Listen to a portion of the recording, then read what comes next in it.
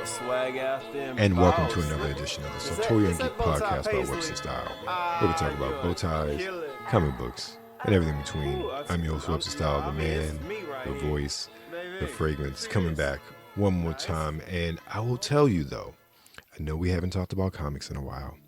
I've been a little bit slacking when it comes to picking up my subscriptions for my box at my local comic book shop, but fear not, true believers. I have picked up my box, or picked up the contents of my box. So I have a truckload of comics to read through and review and talk about in the next coming weeks and months. So we're getting back to comics very shortly, but let's go into the download. Now, this download is a remaster of a game that originally dropped in 1997, which seems just like yesterday, but it still seems so long ago. That was my freshman/sophomore year of college, and a lot has transpired in my life since college. But let's not talk about that. Let's talk about the remaster of Quake 2, which dropped a few weeks ago on basically everything: PlayStation 4, 5, Xbox One, SX, PC, and Switch, and is also available via Xbox Game Pass, both console, PC, as well as cloud. And you can just obtain it for the low price of $9.99. In this remaster, it improves various aspects of the game while of course remaining faithful to the original 1997 release. It includes additions to the graphics, of course it's a remaster, gameplay, user interface, and content. In addition to the original campaign, the re-release contains expansion packs, or both expansion packs, and includes an all-new episode from Machine Games. The new campaign, titled Call of the Machine, includes 28 levels and a multiplayer map. The bundle also includes Quake 64. The new version of Quake 2 supports online, LAN, and split-screen multiplayer and co-op across all platforms with crossplay. Split screen allows up to 8 players on Xbox Series and PC, and 4 players on other platforms. Users with Nintendo and PlayStation controllers can use gyro aiming. Now, this is a series that I hold in high regard, but I never got into Quake. During that time, I got very much into the Unreal Tournament scene. I wouldn't say the scene, but my first forays into those sort of arcade esque FPS or arena shooters was the Unreal Tournament series, and specifically Unreal Tournament and Tournament 2 on the OG Xbox, which would have been a couple years later. But I definitely understand that Quake paved the way for everything that came afterwards, especially with arena shooters. So if you are someone who is just even curious about the Quake series, definitely check it out if you have Game Pass. But even more importantly, it's only $10, and with the graphical improvements as well as the boatload of additions to this game for this remaster, it is well worth the $10. Speaking of gaming, let's talk about our guest for today, Pink Fox. Pink Fox has an eclectic background that led her into creating adult content. And one of the things that really fascinates me with her is that she is a gamer. Like, she's really getting heavy into Twitch, and it's not just that she prefers one game. She's very much into Call of Duty. I always find it interesting, these ladies that I speak to, in many respects, that they do Twitch, a lot of them like Call of Duty, which is, I don't know, somewhat surprising to me. I don't know why. Maybe that's somewhat stereotypical. Maybe because I'm not a Call of Duty fan. I don't know. But she also streams other content as well and tries to diversify as in addition to her adult content. It was very interesting having this conversation with her, hearing her background and hearing how that happened as far as her getting into adult content and that transition from that a little bit more benign to a bit more risque, but also more so the acceptance that she has had both personally and within her inner circle with the sort of content that she does. So let's take a look and listen to my interview with Pink Fox. here with someone who I am very excited to talk to, and I know you're going to be very excited to listen to them. Someone who just came across my radar, who I'm just like, oh, I need to talk to her, and it's none other than content creator, Twitch streamer, podcaster, the lovely Pink Fox. Pink Fox, how you doing this evening?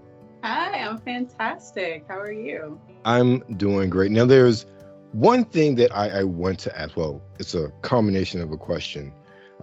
We're doing research, just trying to, see a little bit more about you past your public profile, see some of the content you put out. I want to know, how did you come up with the name Pink Fox? Oh, this is funny. I talked a little bit about this on my podcast. So when I started out doing porn, I started doing with feet. And okay. I figured I'll wear pink nail polish all the time. And Fox was a name that was given to women who were attractive, started from the 1940s. So I was like, okay, nice. Fox, Pink Fox. And from there, things just changed. And here we are. So I didn't really, sometimes I think maybe I should have changed the name. But, things kind of grew. So just stuck with it. Okay. That's interesting. That's I guess a very logical choice for a name considering how you started. Now with that, doing research, there's another prominent Pink Fox. So do your fans ever get you two confused, or maybe have you guys ever talked? No. Okay. No, I haven't gotten any messages or is this you? Is this for real? Or nothing like that. So. Okay, because I found that because you two couldn't be any more dissimilar, and I was like, okay, didn't realize another Pink Fox, but that's interesting. Now, you talked about you started with feet. How did you transition from feet to more hardcore amateur stuff in your content? Yeah, so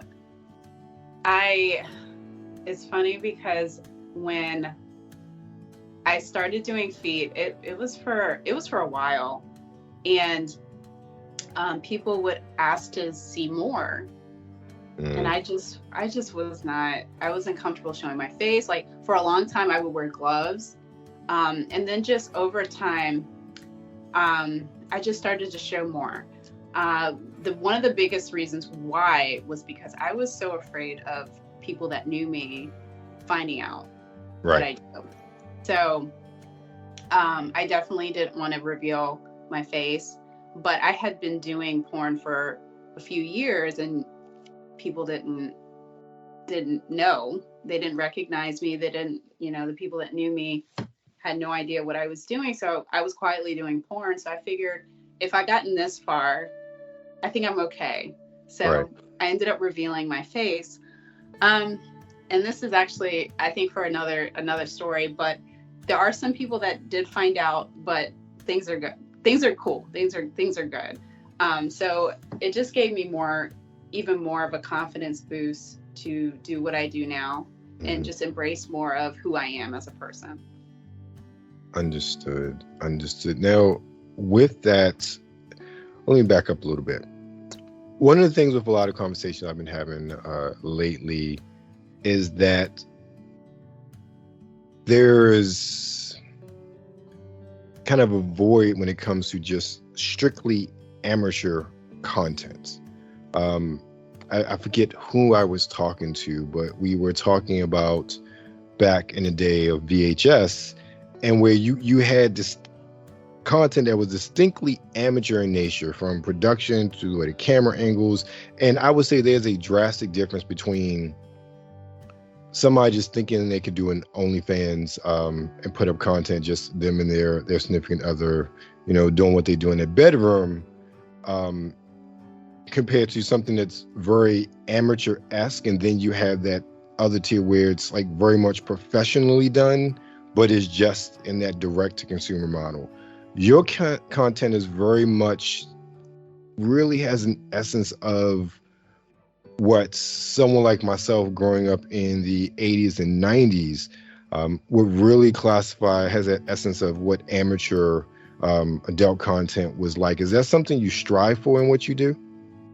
Yeah, quality was always important to me, and especially getting into porn. Even when I was doing the feet, I wanted to do the best I could do with what I had, and I always wanted my content to look great.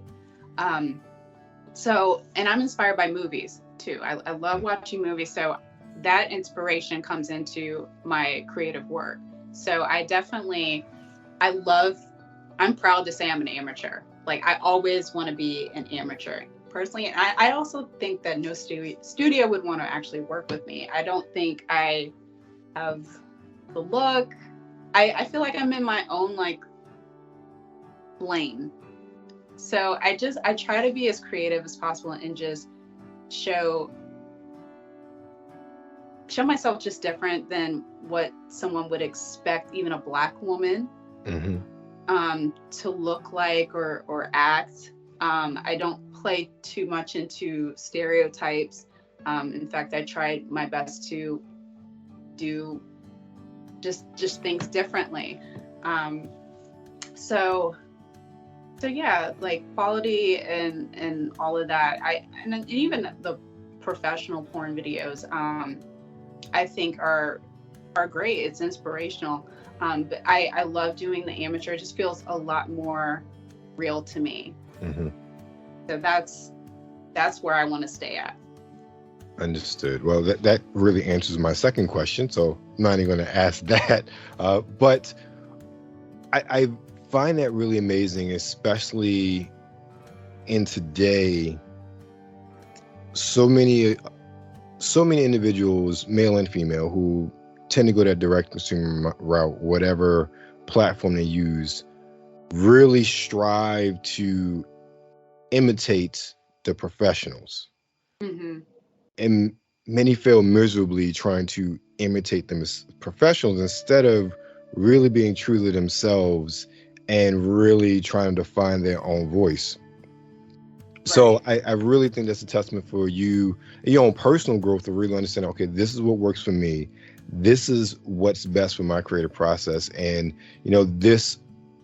the way I demonstrate what I do on camera really is the best way to portray me. And this is who I am. And it takes a lot, regardless of what you're doing. But I can only imagine in the adult industry, there are so many pressures to look a certain way, so many pressures to, whether it's from a stereotypical standpoint or what consumers may want or think they want, to produce content in that sort of way. I can understand there's a lot that really forces a content creator to try to make things to chase the buck instead of, like the old Field of Dreams, if you build it, they will come. Make the sort of content that they are comfortable with, and your audience will find that content and then consume it. That's so true. And that's what happened with me. And that's what continues to happen with me. When I started doing feet, more and more people started coming to me, and people would, I do custom videos. I do a lot of custom videos, and people would throw out ideas and I would try them. And then that would put me in a category that I've never been in before. And then here comes more new people. I'm meeting new people, and it just keeps building from there. And I love the control that I have over my image. Of course, the content, I don't say yes to everything, but what I do say yes to, I'm in control of what goes out. And I have more autonomy with that. And I feel like I wouldn't get that with, although I think a professional studio is great, I just don't think I would work well in that type of dynamic. So I just have to, maybe it's the control freak in me. I don't know, but I do have to have a say in how things go. It's my brand. It's not just about looking sexy and then thinking people are just going to throw money at you. There's a lot that goes into even amateur porn. If you want to be successful in it, you got to think about marketing. You got to think about branding, your image, customer service. That's a big one. Right. I love Right. being involved in all of that. I think that's a very a good point. One of the things in the conversations I've had with other content creators, especially those who work for major studios, there is, the conversation about, being directed, having to do this, having to do that, really conforming to what they want. And there's something about being your own boss and doing what you want to do that just provides a layer of not just freedom itself, but creative freedom also, to really, express yourself how you want to. Right. I totally agree with you with that. I feel so free. And now that I'm showing my face more, I feel even more free. Now, even when I was doing feet, I had to get really creative. I don't have the my bedroom it's not the greatest looking bedroom. I have these plain walls, but I really try to work with what I have, and even I'll go to hotels and I try to utilize the room as much as possible. So there, there's definitely times where it's like, oh, I feel boxed in, but then it's a good thing because it allows me to be more creative, and then that box expands even more. Understood. Now, one of the things you really talked about was your brand, and your brand has expanded past your adult content. How or where did you get the idea to start the Foxhole podcast? I like talking. I like talking. I didn't have like a lot of people around me to talk about sex with, to have healthy conversations about sex with. I have the person I work with, my business partner, and of course we're talking all the time. And sometimes it would be nice to have a group of girlfriends. I just don't have that right now. So I figure if I'm out here, if I'm here doing this, I'm pretty sure there are other people that could relate to me. And it's just kind of, I had to get it out. I just had to say what I had to say. And even with that, that's growing. Like I'm not even sure what I'm going to talk about for the next episode, but I'm sure it'll come to me. Okay. So with that, are you looking to, because I haven't listened to every episode, so I'm not sure if you've had a lot of guests, but are you looking to incorporate more guests into what you do? Are you looking to expand as far as like in the adult industry, as far as performers? What sort of, I guess, ideas do you have for the Foxhole going forward? No, eventually I would love to have guests on my podcast, and I'd love for them to share their experiences and all that, whatever they really want to share. Okay. Now, how long have you been doing content? Oh, it's been, I think, 3 years. Okay. 3 years or so. Yeah. Okay. It's been less than 5. Okay. Not super long, but I have no idea what the average lifespan of someone doing adult content is, but I think 3 years still sounds kind of long. I can only imagine, especially with everything that happened with the pandemic, there were probably a whole lot of people who started who aren't doing anymore. So I'm pretty sure you had a precipitous drop in those that were doing adult content. And even with mainstream, I forget what they used to say, especially the female talent, what the lifespan was, but I think it was like 3 to 5 years as well. So you make it past that point, you're doing something right. Yeah, I didn't know. And it's funny because when the pandemic hit, I was actually a wedding photographer for like over 8 years. I had my own business. And things started to dry up. When the pandemic hit, it wiped my business out. Right. So I'm like, oh my gosh, what am I gonna do? I got bills. Right. So, and then someone approached me they saw a picture of my feet, and it wasn't even posted out there to like even draw attention like that to my feet. Right. But they offered money. And I'm like, what is this? What is this? Like, there are people out here buying feet pictures and stuff. And I did my research, and sure enough, and more. So I was like, okay, let me see what this is about. So like going back to how I started, I mean, that's how it started. I had no idea like it would take me to where I am now. But I knew going into it, if I'm gonna do something, I'm gonna do the best I can do. Understood. Now that's fascinating that you were a wedding photographer for 8 years. How does that artistic eye play into your content creation? Because you talked about the movie aspect, but being a photographer, I know I have an idea of how maybe like you're thinking of setting things up and the angles, or even just like that photograph in your head of what you want to see on camera. How does that influence what you do in your process? Oh, it greatly influences it. I go back to those days when I had weddings, and even I also edited pictures. So I know how I want myself to look in pictures, and I know how I want my videos to look. But yeah, a lot of times with weddings, you can plan all day long and things just do not go as planned. So Right. It allowed me to think very quick on my feet. And even while I'm doing porn, I'm doing, creating content, whether it's something I want to create or a custom video, I have to think quick on my feet because something doesn't go right.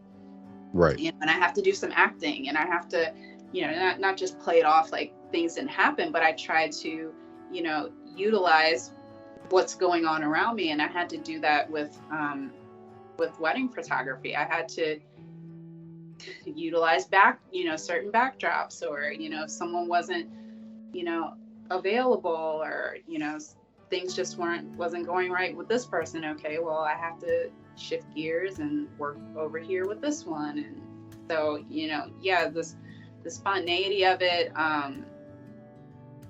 of course the lighting, I had the light scenes, keeping track of schedules and stuff. Right. I try to be, I want to be on time for stuff. Right. So, when we have a custom video, sometimes I have multiple. Okay, we need to get through this and this and this. So time management, all of that played a part in what I'm doing today. Understood. That's I find that very fascinating, and that sounds like maybe not a perfect segue into that, but definitely you already have the artistic eye. So I'm sure it's a benefit when it comes to creating your content. So yeah, that's really awesome. Now let's talk about another thing that you're doing, because you're not just podcasting, you're not just creating adult content. You're also Twitch streaming. How long have you been doing that? I just started. I just what I started thought. I've been playing video games for years. Even Call of Duty is my favorite game. Right. And I have been playing Call of Duty for well over a year. I mean, when I first started, I absolutely sucked. And I just was just like, what, I'm gonna try to get better at this. So I would play like every night. And I'm a decent player. Yeah. So I love playing Call of Duty. So I figured, why not start a gaming channel and allow fans to connect with me in this way, see a different side of me. I want to show more of my personality and who I am, and not just, I don't consider Pink Fox as a character. Before I did, when I started, I thought I had to create this character, but as I got more into doing amateur porn, I realized Pink Fox is actually me. I just need to accept that and allow myself to be myself, myself to express myself. Right. I totally understand, because regardless of website style started as, website style is me. So I totally understand. Now, one of the things about, and I was looking at your Twitch stream, I saw you play Call of Duty. I find it fascinating. I am not a Call of Duty person. I don't know why, when it comes to first person shooters, I have a thing about killing real people. It's not that I'm like some sort of passive, like it just like literally has never appealed to me. I get it. Aliens, robots, I can deal with that. They do have zombies. Oh, yes, zombies, yes. I love me some Left 4 Dead and Halo, but I've never been a fan of Call of Duty. But I say that to say, a lot of ladies that I've talked to that are into gaming like Call of Duty. Really? Which I find, because you are not the first content creator I've spoken to about gaming with like, yeah, I play Call of Duty and that's like all I play. I was like, wow, okay. And I That's find that very awesome. fascinating. But what even more so, you so far are really diversifying what sort of games that you play. You were playing a pool game the other day when you were online, and I was watching, and I forget what other game is. It's right down yours. But Candy your Crush. yes, Candy Crush. That's what it was. Yeah. Yes.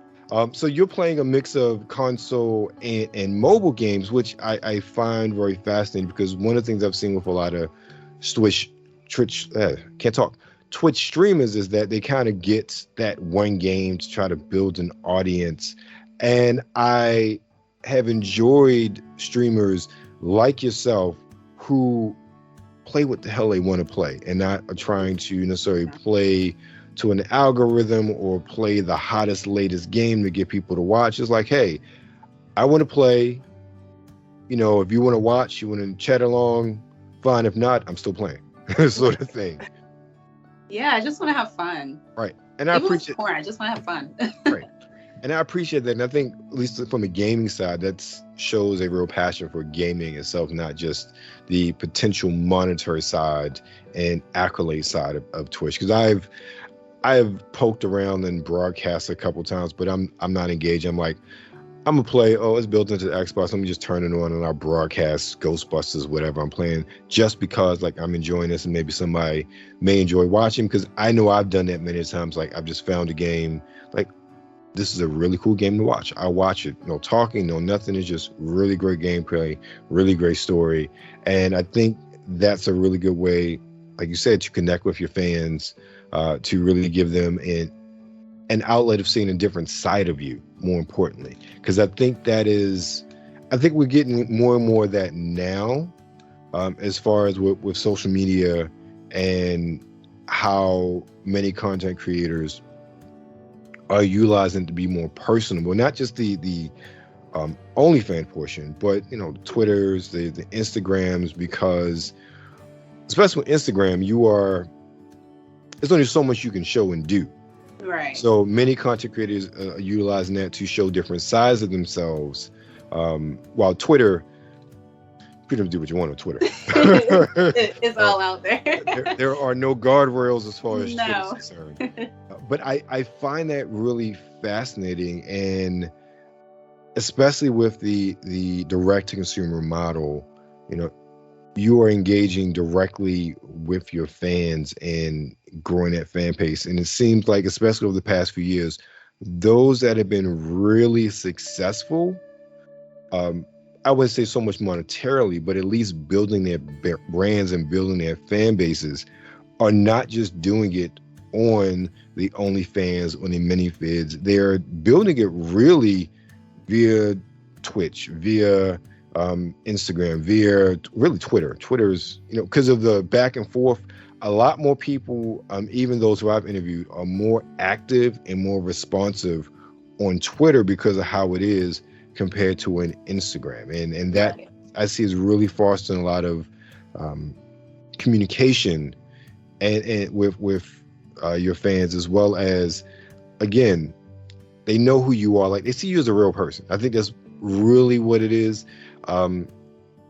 Being able to see these content creators as real people builds more of a connection. Yeah, absolutely. And that's what I want. That's what I strive for with everything that I do. I want to know who I'm talking to. Like, Right. I want that connection. So, you know, if people are looking at me, I'm pretty sure they want to know more about me. But in the beginning, I wouldn't try to show my personality. I wouldn't try to show my little funny, quirky side. You know, because I thought I had to create this character, and I had misconceptions of what a performer was, Right. and what porn was, and even an amateur performer, content creator, all of that. I think we can have these different misconceptions with each thing, and it kind of distorted my view a little bit. But now that I'm in it, now I can create the narrative, and I can be who, Right. you know, who I want to be, and just be me. Right. Yeah, I think that's so important. Just you essentially found yourself in your voice in this medium, and Right. instead of putting yourself into a mold of maybe what you came up thinking it should be, or at least what other aspects has told you this is what it's supposed to be like. And I think that's very important for finding your own voice, not just in content creation, but for whatever it is, really finding yourself in what you're doing to make it your own. And I think when artists do that, that's artists in general, whether it's art like painting, especially music. And I think everybody could talk about artists who when they're speaking from who they are, not the persona, the music is so much better. Yeah. So much. I think porn is so much better now than it was years ago. Even though I didn't even watch a lot of it, I probably watched more porn than I've ever watched now that I'm, in it. But having that connection and seeing people for people, right, I think is so important, and also just it's necessary, not just to be successful and make a lot of money, but I think it's important for people to see who you are as a person. You don't have to be ashamed of who you are. You don't have to hide yourself, because I thought I had to hide myself. Right. Yeah, I think that's very true. And I think one of the things that is happening more so now, obviously not in all sectors, people have their opinions, but I think even when, say, I would say you look down on the people, but you may not agree with what they do as far as making adult content, it is harder to dehumanize them now. Like, you still have to see them as a human being, as a person with feelings. And people can talk about, well, you do adult content, there's the consequence here, the consequences there, yada yada yada. Okay, great. I think most people, let me phrase that, I think a lot of people, especially based on a lot of conversations that I've had, they are very well aware of stigma with doing adult content. Yes. Some people aren't going to like it. Some people are going to, some people are in their ways. Right. But it's all a matter about accepting people who they are. But at the end of the day, it's still understanding that these individuals are human beings. So you may not like what they do. You may not like how they put themselves out there. But I think especially now, it is very hard for individuals to demonize them. And I think that's a step in the right direction. Mm-hmm. Some people, you can't help them. And we understand. Very true. Which is why I kept the mask on for a while. Right. Because I was so afraid of what people, not online so much, would say, but right. Those who knew me in the flesh. Right. Yeah, and it's not a conversation you have every day with people. That's very true. Too. So, so yeah, definitely. But it's like you may not accept what I do, or I should say, respect me, but you're gonna have to accept what I do. And I don't care if everyone doesn't know me for me. That's not the goal. I'm not going to be everybody's cup of tea, or coffee. I like coffee better. Same here. At the end of the day, it's your life, and you have to live it as you see fit and what you feel is best for you, regardless of what anybody else thinks or says. No one else is waking up in your skin in the morning. Very true. And no one else has my bills. That is very true as well. Which bill would you got an opinion, but which bill would you like to pay? Right. Exactly. Now, you have the podcast, you have the Twitch channel, you have your content creation. Are there any other aspects that you are looking to expand the Pink Fox brand into? Yes. Working on music. Okay. I also paint. And I draw, and I also do 3D art. So I would love, it's been a while since I've done all of those things, but I would love to get back into that. I would love to get a really nice 3D printer and print out some of my sculptures. my digital sculptures and just do something with them, whether that's making them into sex toys or selling them in an art gallery, Right. or something. I just want to just at least have these things print out and see what I can do with it. The music, I always wanted to express myself musically.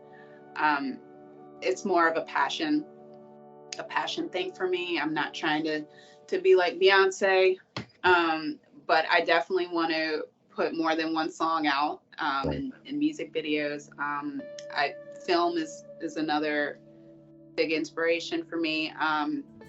But I actually have a oh my gosh, why the word just like went away from me. What am I trying to say? I have a feature-length script already written for an original story. I would love to see that come to life. Want to get back into painting, and just be open to what else is out there. I really want to explore and keep myself open. Understood. You're definitely a Jane of all trades. It's a lot. There's a lot I want to do in life. I also want to travel more too. Well, that's awesome. Well, Pink Fox, I want to thank you very much for your time this evening. Tell all the folks where they can find you. Thank you. So you can find me at officialpinkfox.com. There's all my social media. You can follow me there and connect with me there. Of course, my podcast, my gaming channel. I also have a sex toy that you can purchase and check out more of that on my website. Okay. Thank you very much. I appreciate you guys. Thank you for your time and stay tuned for more. We'll see you next time. Thank you so much. Thank you. And that was my interview with Pink Fox. She is definitely a woman of all trades, podcaster, adult content creator, has her own line of toys, Twitch streamer, photographer. She is someone who definitely puts all of her talents to use with regards to what she's doing. Now let's talk about another thing that I love, and it's all about talents, and that's fragrance. We talked with Sean Crenshaw a little while ago, and he gave us the 411 on Ovation for Men's Sport. Well, September's hit and it's out on the street, so let's talk about Ovation for Men Sport. It currently retails for $110 for a 50 ml bottle. You're gonna have top notes of aqua, bergamot, and saffron, mid notes of linden blossom, coriander seed, and cedar leaf, and then base notes of sandalwood, musk, amber, and tonka. It is described as is uniquely designed to remain fresh and vibrant and captivating for your on-the-go lifestyle. The top notes are a refreshing blast of bergamot, aqua, and saffron. The mid notes transition to an alluring blend of linden blossom, coriander seed, and cedar leaf. The fragrance settles on a confident base of musk, amber, sandalwood, and tonka. Ovation Sport for Men is good for the office, the gym, or a romantic walk along the beach. No matter the occasion, you're worthy of an ovation. Now, I will say this is one that I haven't gotten my nose on, and I'm very excited to get my nose on it in the next few weeks. I am just excited. I love the original Ovation. That is literally one of my top 5 fragrances for life, personally speaking, and is one that I always want to go to, which is why I'm pretty much out of my bottle. If it's even half as good as the original Ovation, then it's going to be a whole lot better than a lot of things you can buy at that price point. So that's my take on this week's fragrance of the week, Ovation for Men Sport. And before we roll out, it'd be so kind. I know you listen. Give me your time, but if you could support as well, that would be great. It helps to keep things moving here at the Sartorial Geek Podcast by Webster Style. First off, check out Basil and Sage with the subscription box. I've talked about a couple of their boxes over the past few months and the wonderful contents that are contained with them. Boxes retail for $50, but you get a host of items and products that well exceed that $50 price point. And if you use the code Sartorial Geek 10, you'll get 10% off your first purchase. Or if you want a little bit extra of Sartorial Geek website style, check us out over at Patreon. For just $1, $3, or $5, you can become a producer and get some content that you won't find anywhere else on the web. Also, if you're looking for some smell goods, some quality hair products, check out Pete and Pedro. You can use our affiliate link in the show notes to get 10% off your first purchase. And if you're someone like me who lives off of caffeine, but is not a humongous fan of downing energy drinks or coffee and looking for something a bit different, I suggest trying W Energy Drink. You can get 10% off your first purchase by using the affiliate code below or the code WebsterMan at checkout. And of course, you know, I have a full-time job, I have other responsibilities, but I end up staying on the internet, and you can find me a whole host of places during the course of the week outside of right here on the Sartorial Geek podcast by Webster Style. You can find me over with the nerds, well, I would say work with the nerds who rule the world, but Nerds Rule the World YouTube channel. You can find me weekly with my man Brian Saff talking about this week's gaming news and releases on the NRW Checkpoint. And then you can talk to me, Sean Mongold, and the legend Kuya P, as we are the internet's House of Black, the internet trio champion on Kayfabe Baby, the NRW Ring Generals podcast, as we talk about all of the news that's happening in the squared circle. And of course, you can find me all over social media: Instagram, Sartorial Geek and Webster Style, Twitter, X, whatever Elon's calling it today, it's Webster Style. And of course on TikTok, I'm _Webster Style. And all of those things I mentioned, you'll find those eventually over at websterstyle.com, the place you can find where you can find anything and everything that is Webster Style. Drop me an email, info@websterstylemagazine.com. Questions, comments, criticisms, I don't know, just want to reach out, say hey, drop me an email. And of course, I thank you for your time, thank you for your listening here, and remember, stay safe out there and be blessed. To get it on, and on fact, I'm the type of pussy on. And after that, take a picture with your phone of the outfit. I'm choosing what we own. That was Tree Green Tuesday. Had to be Bow Tie Thursday. Had to be White Wednesday. I know last time. Well, I wore polka dot. You didn't wear. Miss Million, them heels killing them, but I'm sure it's a Thursday. Bow tie Thursday, pasta cream in your heels, looking sharp, babe. Acting like you don't know the rules up in the workplace. Must I remind you it was till on your birthday? Don't get me wrong, I think we killed in the birthdays. And you picked the hella fit for the church day. Let's say you picked the wrist game poet. Now you got the floor filled with bras that you purchase. Pick a color scheme that can match the berry corset. Get the berry cream. Get the berry cream, get the berry cream, we can make a little scene. Cause no one man should have all that styling. Take it off, clothes on the floor piling. No one girl should fit it all in them jeans. So take it off and let me see what's under them seams. Cause no one man should have all that styling. Take it off, clothes on the floor piling. No one girl should fit it all in them jeans. So take it off and let me see what's under them seams. Let's see what it seems. If it is what it seems. Do it again. Chicks be looking thick leggings, you know what I mean? I don't know. Take a hint though, don't try to get me at a moment. Coat mint though, smoking hot, rocking this pin so thin. Tie hairline, looking like a stencil. Pimp, no lie, I'm sharper than a utensil. Instrumental, plain dang, homie, I was hoping we could walk out with that bang bang, honey. See them plain James, honey, them lame frames, funny. We tell it fit it crazy like that thing came on me. Hey, mommy, look a lady, main thing, want me on the scene. Fit popping like a main vein, running blood color lips, smashing with the hand clutch, money holding back. Kinda funny, can you tell me what's the price tag of the Range Rover? Hang on me when we walking, looking Gucci like that thing sprayed on me. Walking with a limp like an ankle sprained on me. Yeah, I rock the cardigan, she don't really want me because one man should have all that styling. Take it out, clothes on the floor piling. No one girl should fit it all in them jeans. So take it up and let me see what's under them seams. No one man should have all that styling. Take it out, clothes on the floor piling. No one girl should fit it all in them jeans. So take it up and let me see what's under them seams. Hey, let me see. Let me see. Let me see. Aim off and on, a million alone. Ain't have all that styling. Take it off, clothes on the floor piling. No one girl should fit it all in them jeans. So take it off and let me see what's under them seams. Oh, you wanted to? Oh, I completely read that wrong.